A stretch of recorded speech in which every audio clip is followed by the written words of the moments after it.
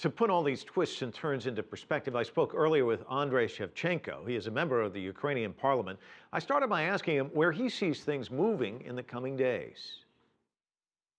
We really welcome the American decision to impose sanctions on those responsible for this crisis. And I think it's ridiculous that in the 21st century, the whole region, the nations of the whole region feel hostages of a small group of people in Kremlin and in Crimea. I think it's a very important sign of moral, political, and diplomatic solidarity of the world with Ukraine.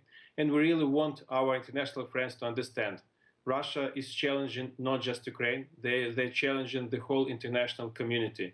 And I think that's why it's so important that the whole world will have a strong response. You witnessed months of protests, and then finally, Ukraine feels like it's turning the page, moving in a new direction, and then this. What's the general sense of the people there in terms of, is there fear?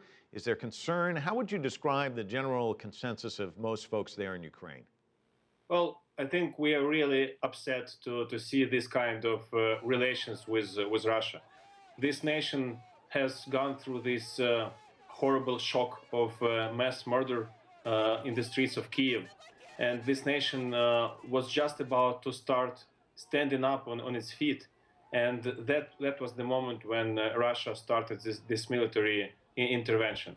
And I think most of people here in this country feel really betrayed, because instead of thinking about economic recovery, instead of thinking and dealing with strengthening the country, now we have to deal with this terrible, disgusting military intervention with a huge risk of going into a full-scale war. What are you looking for in the next days? Well, maybe we should start with hours. Hours, days, weeks. What's it going to take to turn this thing around, do you think? Well, first, I really hope that we will not fall into a full-scale military action, because every hour we expect the Russians to start firing and to start military actions against the Ukrainian troops, which just stay in their bases in the Crimean territory.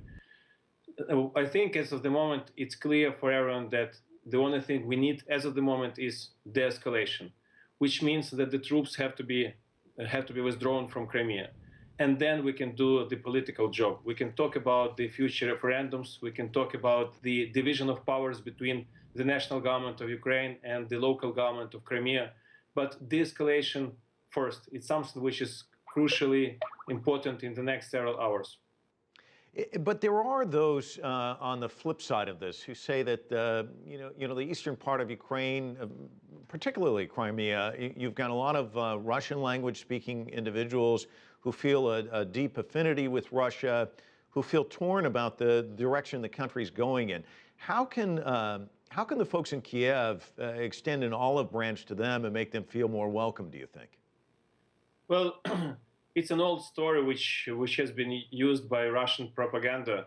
In fact, in Ukraine, the rights specifically the rights of Russian language are protected by the constitution.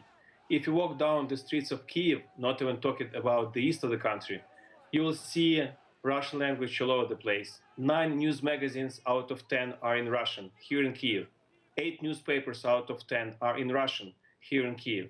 So it's all of this. It's not about the Russian-speaking minority. It's not about some kind of uncomfort which could feel Russian-speaking people.